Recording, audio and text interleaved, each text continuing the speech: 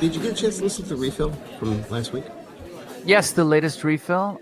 And I've probably listened to it more than I've listened to any other refill because it's about thinking about why we do this work is important. Here's my progression and how my why has changed like 4 or 5 times in my life. And now I think it's time for me to change it again. And here's some things to think about, when you're thinking about your why. It could be this, it could be this, it could be this. Like there's a whole bunch of reasons why we choose to do this. And I wouldn't presume to tell you why you do it, but I do think it's important that you actually, be able to articulate why at this moment in time, why you want to do it, because it helps, it helps you paint the target, helps you know what you're aiming for. So. Yeah. A lifetime of ease, squillions of dollars, and a hot tub. Okay. Can you get that through publishing one microfiction every 3 weeks? Every 3 months, I should say. 3 weeks. Who am I? Bethany Jarmel? No. No, I just, when you were mentioning that and talking about, why we do it and trying to figure that out, the first thing I could think of was Beastie Boys. And I know we've talked about them on the show a number of times, but I really honestly believe that Beastie Boys were very, very excited about the music around them and wanted to make music like the music that was around them, that influenced them, that got them hyped, or that got them hype. I'm not really sure how the kids use these terms, but for me, at this present moment, I really feel like the reason that I'm writing is because I want to show how much I love the things that influenced me. I like to talk about the fact that I have wiggly aspirations on an 80s movie's mind functioning brain set circuit matrix. Like I love, all of those adventure movies that I had loved as a kid, and I love crazy comedies and things like that. And so, I just, you're talking about why we do it. And I think my gut reaction was to say, because I just want to make stuff like the things that I loved when I was younger, and to make squillions of dollars, own a big property, a lot of dogs, and the hot tub. Hot tub. Maybe the dog should be number one. Yeah. Hot tub's the bottom line. Of course. Yeah. That's the end goal. Everything else serves everything hot else. tub. Yeah. Yeah. But let me ask you this. Is it possible, do people, I've never owned a hot tub, but I've never been in a place long enough to live with a hot tub. You know what I mean? Like have it there at your leisure whenever you want it. But if you're not using it as a hot tub and you keep it turned off, is it just a pool? Oh, no. it's more of a petri dish, I think. Cause I understand you have to treat it with chemicals pretty heavily. Yeah. Just to keep it good. Yes. Yeah, interesting. Yeah. So the TiffinIn hot tub time machine. Come to the TiffinIn writing workshop. Yes. Come to the TiffinIn writing workshop where you will discuss hot tubs. That's right. So how's things? How are you doing? What are you working on? I mean, right now I'm doing draft number umpteen million of this thing for my writing gig. I had a really, we'll call it a letdown. Because we had worked for about a month plus to kind of create a narrative that was really fun and engaging. And I liked it because it was darker than you would expect. And when married to the gameplay, which is kind of lighter, that created an interesting tension to me where you've got this, kind of fun, frenetic thing happening. But then the story underneath it is sort of potentially disturbing. And I liked that friction. I thought that was good. And I think the game designer liked it too. And we went up the chain of command and they're like, what the hell is this? And they were nicer than that, but it's basically like, what is this? Like, let's make this lighter, And so they want us to lean into more of a comedy vein, and they want us to kind of, pivot off of what we had done, which is a shame because I really like what we had done, but it's not my IP and I will give them what they want. So back to the drawing board, writing something different, which again is kind of an opportunity. Like let's say you write a short story and you send it out for feedback. I've had this happen before, and I'm expecting, garlands to be wreathed on my head, and I'll be carried by chariots and fanned with palm fronds, and everyone's going to say, "All hail the great writer! He is here. He has come." And it's just like, and they're just carrying you to the hot tub. Yes, exactly. Yes, they tell me things that I don't expect, some things that might be unflattering. It's still largely positive, but it's not the slam dunk that I had expected. I've experienced that many times, and I tend to get, a natural human response to that is, damn. And then it's hard to get your motivation back up. It's hard to get back into that and feel good about it. So I think I'm there, I'm kind of trying to rev back into it, but to think of it as something completely different. Like, I don't know that there's much that I can reuse from the other draft. I hope I can salvage about 20% of it, but it's just a completely different beast what they're asking for now versus what they said they wanted a couple months ago. And, it's like starting over. So that takes a little bit of courage, takes a little bit of grit, I guess you'd say. And so that's kind of where I am right now, recognizing that I have a job to do, that I've got product I need to get out. I'm on deadline, but I'm just not dialed in and focused the way that I was 2-3 weeks ago when I thought I knew what the aim was, what the target was. And I think that's why I wrote the refill about, understanding your why in fiction, because it's really like, hey, what are we trying to do here? And everybody's why is different. I went through the whole cycle, in the refill of the 4 or 5 different pivots I've had in my life. And so we don't need to do that again. But certainly, like when I first started out, it was this unrealistic, largely unattainable goal of being this rebellious writing figure that charts a new path and blazes new trails and is revolutionary, right? And like, I still think it's a good goal. Even if you come up short on that, I think it's a good goal.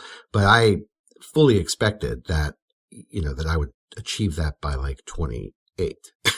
I think I can remember saying, man, if I don't have this done by 28, I am way behind the curve. And it's like, come on, man, really? Like, come on. Well, then, 20, for me, 28 became 30, and then 30 was like 35, and 35 became, actually, I think it became, 28 became 30, and then 30 became 44, and then 44 and a half, and then 44 and 3/4, and then 45. And then hot tub, and then you keep moving the goalpost. But I think everybody should have at least a little bit of that, a soupçon, if you will, of world domination writing goals. You know what I mean? Like, I know that there are people who, those folks that sort of, they're just on a different plane. Like, they operate about 15 degrees off center. They're at their desk. Everything's a mess, and they're just sort of focused on the craft and the work. And those people exist, and I know that they exist, and I've read probably a ton of authors like that. I'm thinking of Cormac McCarthy. But then I think the majority of us are like, it's the old thing. I just want to be popular. I just want people to hear that I've got a voice. That's why I was the person that I was when I was writing music reviews. I didn't care about the music at all. Back around the turn of the century when I was writing these music articles, I wanted to be like the tastemaker, the guy with a voice saying the dangerous things about these bands and telling you why you shouldn't like them or should like them. Yeah. And then I think that time kind of mellows you out a little bit, but I think everybody's got to have a little bit of that we're going to be carried on with, that the palm fronds will be activated. Right. Well, certainly you and I come from a similar kind of socioeconomic, upbringing, and from a class and culture standpoint, we're kind of coming from the same point of view. So I think that's true. You and I probably had that sort of, we are going to take over the friggin' universe sensibility about us as younger people. And then the world said, in Dikembe Mutombo style, wagged its finger at us and said, no, and rejected us at the rim. And then we had to kind of, rebound and get back into the game. But like other people who have different upbringings, different backgrounds, and different really core beliefs may have different goals. And that's really all I was getting at in the refill is that, hey, it doesn't really matter what you're trying to accomplish ultimately, like compared to other people, who cares?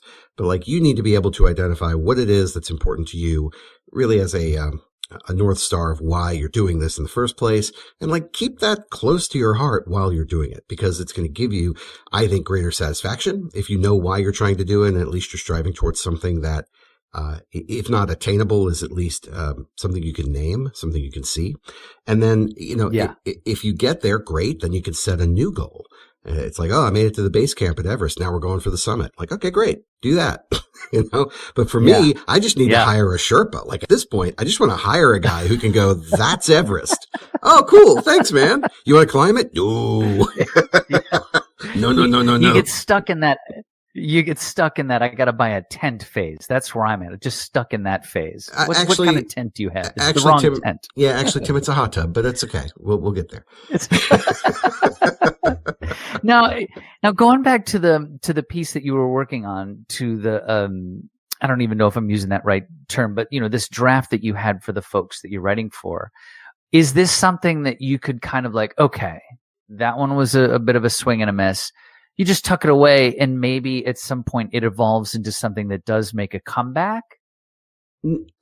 Probably not. I mean, to be honest, the direction of the narrative changed. So it wasn't like, well, we don't like this character, we want to make it something else, or we want a different setting, or we want whatever. It's really kind of scrapping the idea. It's almost like if you wrote a movie and the screenplay that you wrote was Citizen Kane. And then they're like, we really want Happy Gilmore. And it's like, oh, okay, well, I can salvage none of this. Cool. And it wasn't that they're like, hey, this thing stinks. I don't think that was the message. Yeah. It was, this isn't lining up with what we thought it was going to be. But here's the challenge.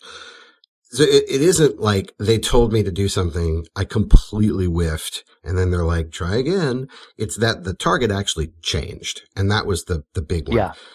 In a corporate setting, when you're working for other people, then you need to make sure, like I run into this all the time in learning and development. If we're going to do a project for someone, we need to make sure that we have the decider in the loop. And very often you can run into problems where maybe a lower level person has a fairly strong idea of what the deliverable should be. You're working towards that person's vision, and then that person's not actually the person who can give the thumbs up and approve it. So then it goes up the chain to the approver, and the approver goes, what in the world is this? This isn't what we need. We actually need something else. And that's kind of what happened, is that we were working in a vacuum to an extent with some assumptions. And, within the team, we kind of got it to where everybody was really pleased with what we had, sent it up the food chain, and the food chain said, that's not really what we expected. So if we had just gotten kind of the decider's opinion earlier, and, this may be, not on us for a lack of communication. It may be that the decider changed their mind and said, yeah, we were thinking this other thing was better, but now we're thinking it's a different direction. So we need you to do it again. Hey, man, like I said, it's not my IP. I'm not really complaining. I was just commenting that it is challenging to restart, because it's a little demoralizing to kind of work so hard on an idea that I think has legs and then realize that it's just not meeting the needs of the customer. So you kind of just have to start over. Yeah.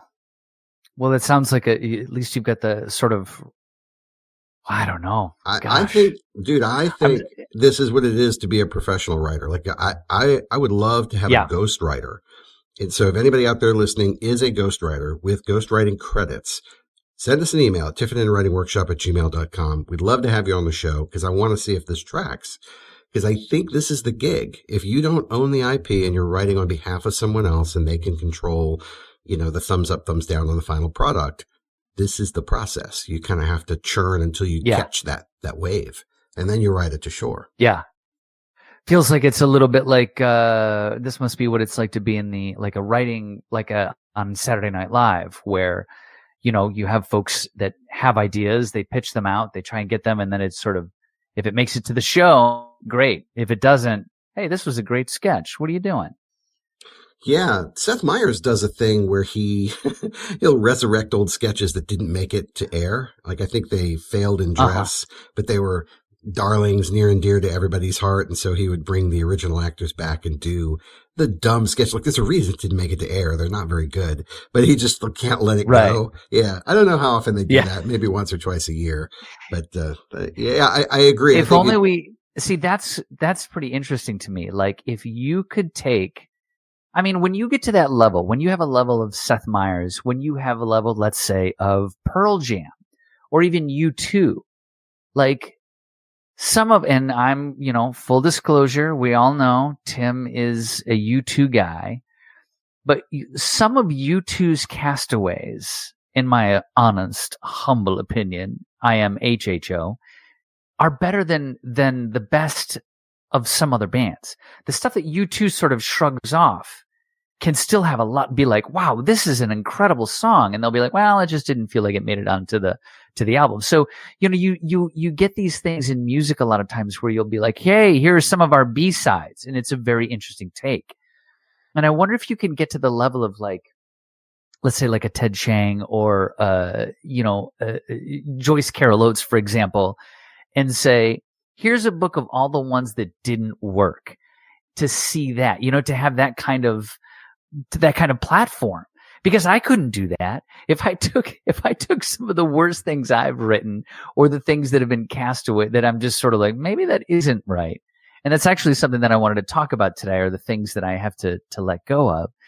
If I tried to submit this to like to a chapbook, for example, I'd get laughed out of the building. Like, are you kidding me? The writing that you publish isn't even that good. You want us to try? Well, you got to be somebody. There's a great book by F. Scott Fitzgerald called Love of the Last Tycoon. And it's the reprint of the novel The Last Tycoon that was published posthumously, and it wasn't finished. So they tried to publish that. Look, I might be getting this wrong. The way I remember it is they tried to publish that manuscript as though it had been completed, and it didn't do very well. So later, like maybe 40, 50 years later, they came back and said, let's reprint, the version that he left us with all of his notes. And that'll be, the special edition. And we'll give it the correct title, because the title he wanted to use was The Love of the Last Tycoon. And I'm telling you, Tim, that book would have been better than Gatsby, in my opinion. The parts of it that he had finished, which was probably the first 3 to 5 chapters, were amazing. I want to use expletives. I know we're trying not to curse on the show anymore, but I want to do that because they're so good. And I was stunned because I had never heard of it. I read it back in like the 90s or whatever. And I thought I was just like, oh, I like F. Scott Fitzgerald. Gatsby's a good book. Let me see what this is. And it blew my mind. Then I started reading the notes, and it was really cool because you could tell his process was he would start at the beginning and start writing a draft, but then he would go back to the beginning and refine. And it's like exactly what we're telling people not to do. But, if you're F. Scott Fitzgerald, do what you want. Like, clearly he hadn't listened to the podcast yet. So maybe if he had lived another, 80 years, he'd have been better off.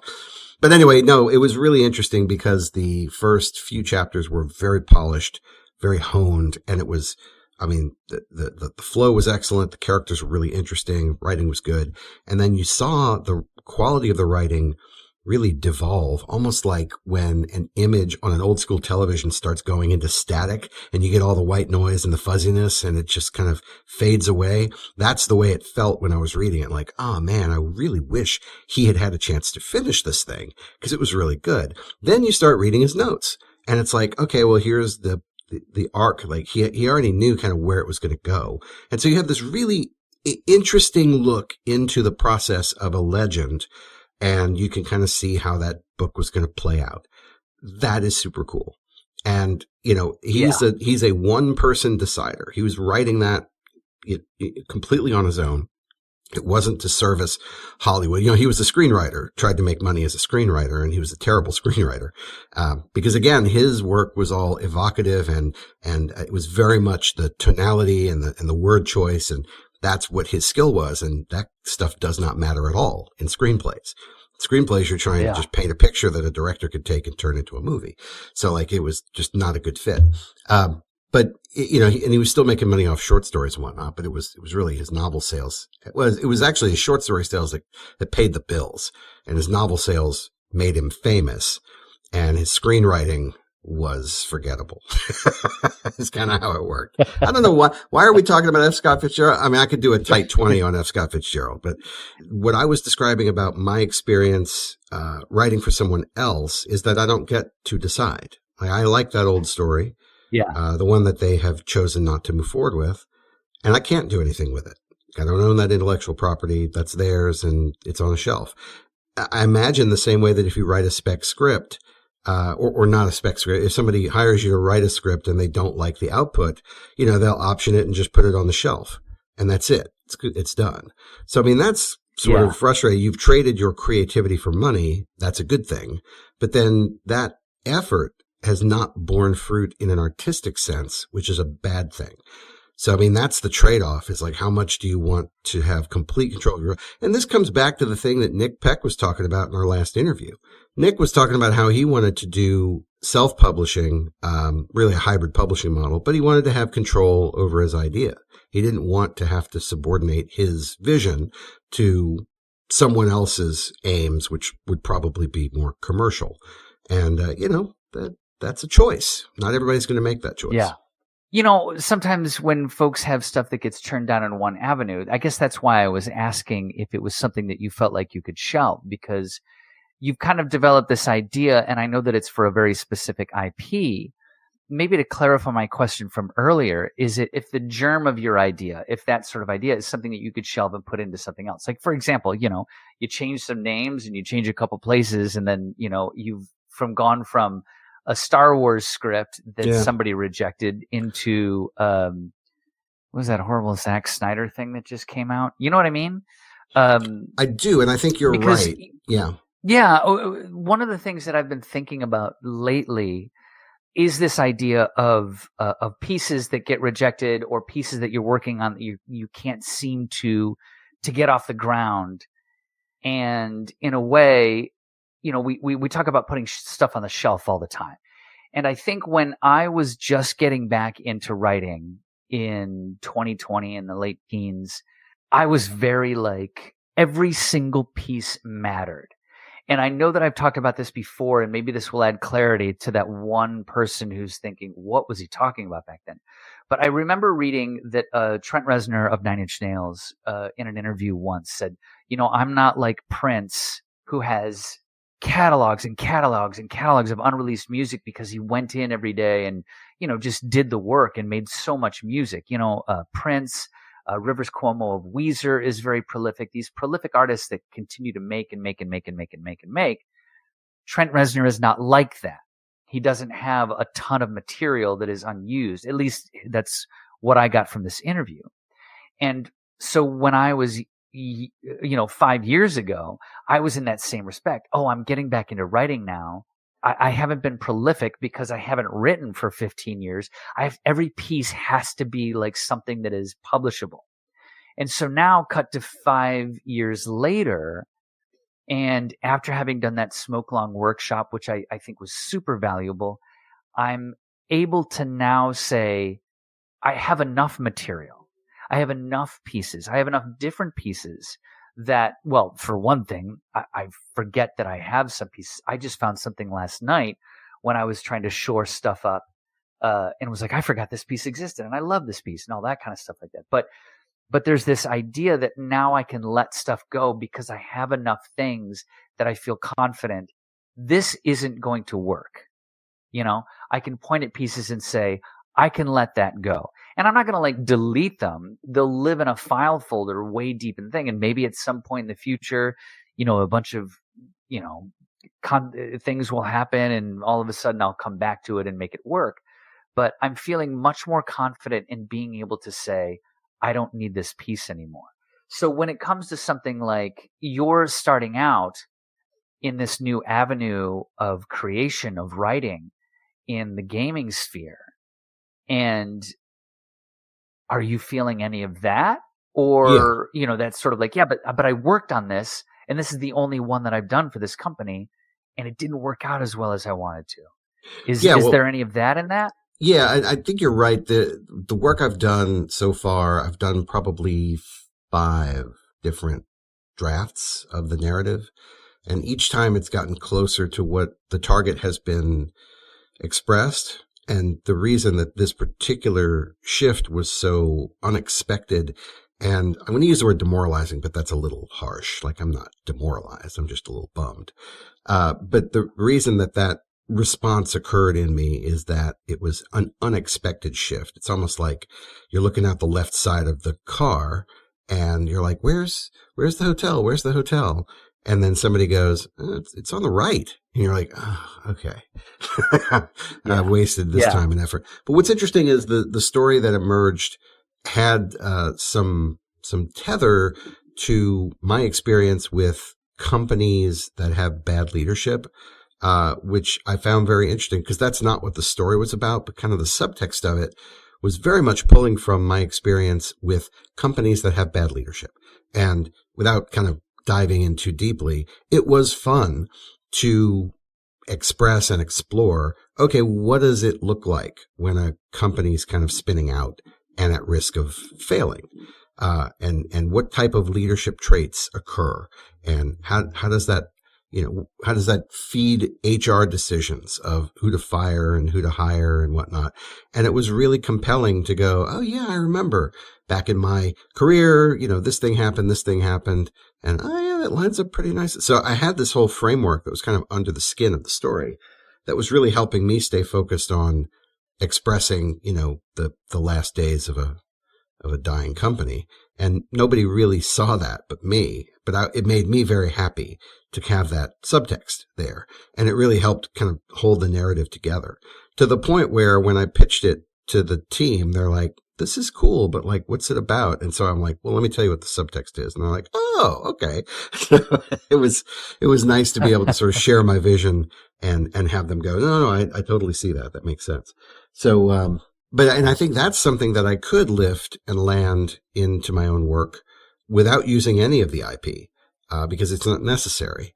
And to just tell a story similar to that with my own characters and my own settings and my own whatever, especially now that they've sort of rejected that and said that's not really the direction we want to go. So it's like, all right, cool. Now I can put that in my back pocket and strip out the IP. And if I want to tell that story on my own, I can. Although it really doesn't, I don't have a reason to tell that story without the IP. So I won't do that, but it's certainly a possibility, because they've not already yet. said, right. Not yet. Exactly. I think once we get the hot tub, it'll all come together. It's going to be great. Well, that's great. I mean, this is such an interesting, you've been working in gaming for so long, and this is just a different version of storytelling. And I think it's I was thinking about you the other night because this is something too. And I know maybe this is something that I could have asked Kat Hammonds in writing with other people or in writing screenplays and things like that. There are so many more people, it's such a solitary work that we do when we're writers. We're sort of like, I need to hole up. It's got to be 5 a.m. all by myself. Haven't looked at the news yet. And I'm just creating this thing by myself, before I, send it to folks to read, to give me some notes on. But there's so many people involved in the work that you're doing right now.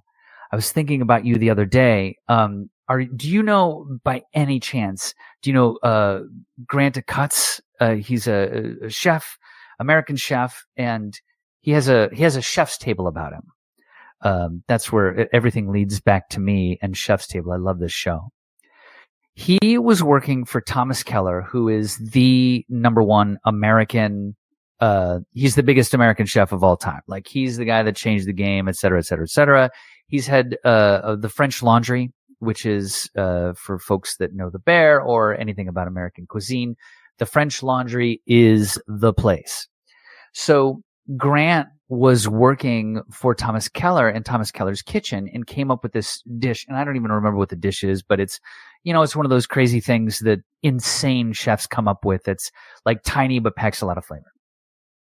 And when Chef Acutz presented this to Chef Keller was like, this is great. I love this. But if you put this on the menu, this is a French Laundry dish and not yours. And that's when I thought about you and writing, and people like you who are writing in these atmospheres, or even like a ghostwriter where it's kind of like, yeah, your name's associated with it, but it's part of a larger project, but it's the IP that's going to get all the attention and not you. And as someone who's just like, so scared that he'll fade out into, in this shuffle, this mortal coil without having had a voice, it's interesting to think about that, right? That's what you're doing right now. Yeah. I mean, it's the same kind of bargain that everybody has in their life. You're trading your time and your usable life for currency. So usable life. Yeah. Oh, I mean, that's what you do every day. Some people who are independently wealthy, or who do things that are their passion and they don't consider them to be work anyway. Those people are a rare breed who wake up and, fulfill their soul's desire every day. But most people even if you like your job, most people would prefer to do something else other than go to work. And you're trading your time and your usable life for currency. So in a writing sense, I'm kind of doing the same thing. I'm trading time that I could be creating something that is uniquely my own, that I can put my name on, that maybe could advance my legend or notoriety or whatever you want to call it. Yeah, I'm trading that for money. And I'm happy to do that to a point. And the good thing is that I don't feel like I'm in a position where all of my writing time has to be put into the IP that I don't own. I can split that time, so as long as I still have some time for me, it's fine. I'm good with it. I think a lot of people would be very, very happy to trade their personal time for cash. I don't think that's a hard bargain for a lot of people, especially in the writing space. I mean, just think about it yourself, listener. If you could say, yeah, I'd love to get a job right now making money as a writer. Okay, cool. Well, yeah, you already made the bargain. You're done. So no, I don't find a problem with it. In fact, I'm actually I'm quite appreciative of it. Like I feel very privileged and very fortunate, and I work very hard to provide them with what they want because I know that it could end at any moment, so I want them to be happy with what they're getting from me. And I want to do things that make me feel like I'm contributing to their success. That gives me joy. But yeah, it's not the only thing I'm doing for sure. Yeah. So the other things that I'm doing are purely personal for me. And typically that would be writing a short story or the novel that we were working on or whatever. But the amount of writing that I'm doing for my other gaming activity, which is for Uplink Underground Games, the company that I participate in with my two partners, we're putting out expansions to Breakaway Football probably twice a year. And so I have this kind of consistent churn, which I hope will slow down. Honestly, the game's taken about 8-9 years of my life. I'm very proud of it, but like at some point, it's probably time to move on.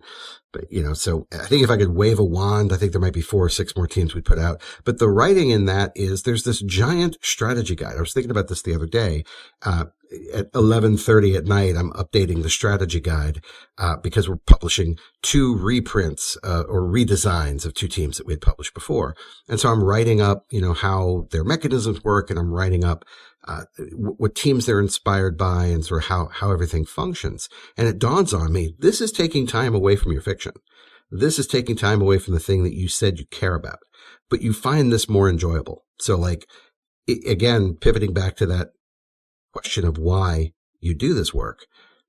Do you really want to write fiction? Because you're having a ball writing things that aren't fiction. And you don't really enjoy writing fiction. Like, is this just a hangover from your 20s? Should you even be doing this? Yeah. And I think the answer is, well, no, I should. But yeah, I seem to be, gravitating towards things that I find more immediately pleasurable. It is the grabbing the bag of Cheetos, instead of cooking the meal with the vegetables and the spices that's going to fill you. I'm just grabbing a bag of Cheetos going, this feels like writing. I'm enjoying it, So, I mean, that's kind of where I am as well. It's necessary work. I'm good at it. It doesn't take a ton of time. It is time sensitive. So, I mean, that's part of why I do that instead of writing fiction. But I still think about every day how many dead ideas are in my phone that I want to bring back to life. And I was even talking to my daughter yesterday. I took her out to dinner because she's in town from Italy. And so we went to dinner and she's like, I think I want to write a screenplay. And my heart grew 3 sizes that day, like the Grinch at Christmas. And I'm like, this is awesome. And she's like, yeah, Mom and I were watching a documentary and there was a very compelling couple of characters in there, and I thought this would make a great movie. And so she wants to spin off this kind of true crime, real life thing into a full-blown feature-length movie where, the true crime thing was, hey, this horrible thing happened and we don't have any answers. If you know what happened, call this phone number, But she's like, screw that. I want to write the ending that I want to that story because it doesn't have an ending right now. I think it deserves an ending. So I'm like, wow, this is fantastic. So like whatever. And I told her, hey, if you want help, because I want to collaborate with you, if you want help, I'd love to help you plot that out. And she was open to it. So yeah, lots of irons in the fire, Tim. That's great. It would be, I would have a child if I had a child. That child would be like, yeah, I think I got a great idea. I've got a screenplay. Great, son, daughter. I am here to guide you in your journey. Yeah, it's about a middle-aged guy who never made it as a writer. Son, I'm going to drop you off at school and never pick you up again. Have Tommy's mother pick you up, you little shit. It's called Face Down in the Hot Tub, the Tim Goodwin story.